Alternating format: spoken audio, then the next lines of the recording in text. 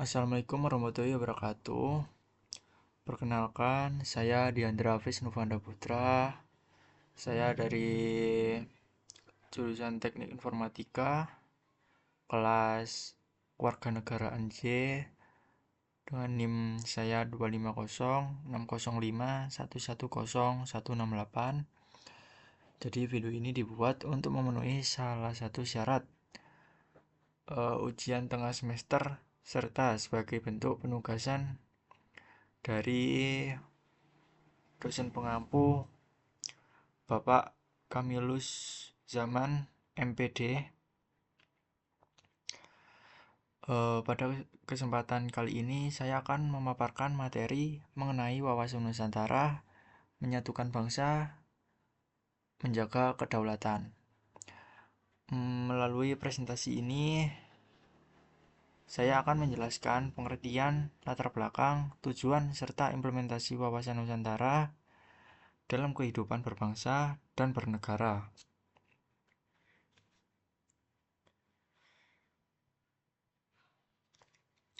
Jadi, pertama-tama kita perlu memahami bahwa Indonesia merupakan negara kepulauan terbesar di dunia yang memiliki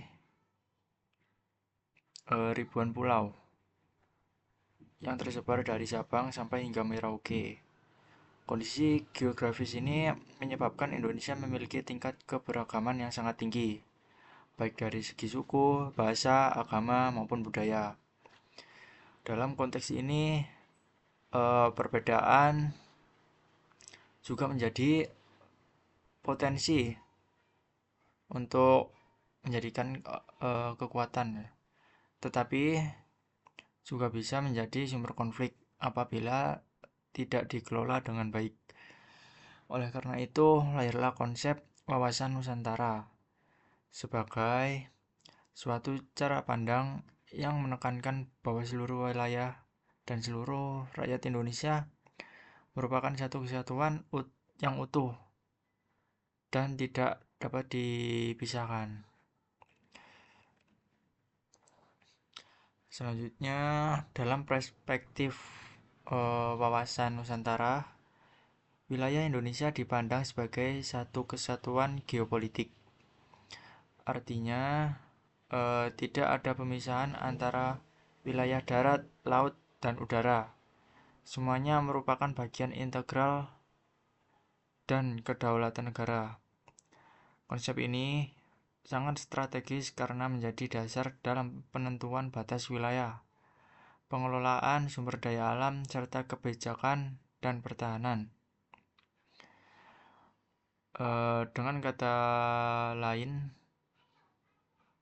setiap jengkal wilayah Indonesia memiliki nilai yang harus kita jaga bersama-sama. Lalu wawasan Nusantara memiliki landasan yang kuat, yaitu Pancasila sebagai dasar ideologi negara dan Undang-Undang 1945 sebagai dasar konstitusional. Selain itu, terdapat 3 unsur utama yang membentuk wawasan Nusantara, yaitu bangsa sebagai subjek utama, yang kedua ada wilayah sebagai ruang hidup, dan yang ketiga ada kedaulatan sebagai kekuasaan tertinggi negara.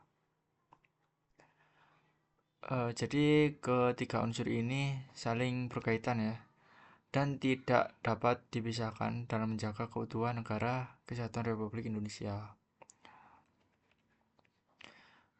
Jadi perlu dipahami juga bahwa wawasan Nusantara tidak berhenti pada tataran konsep teoritis saja.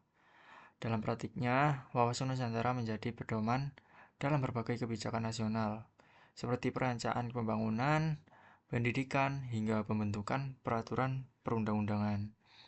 Dengan demikian, konsep ini memiliki peran nyata dalam membentuk arah pembangunan nasional yang berorientasi pada persatuan dan keadilan.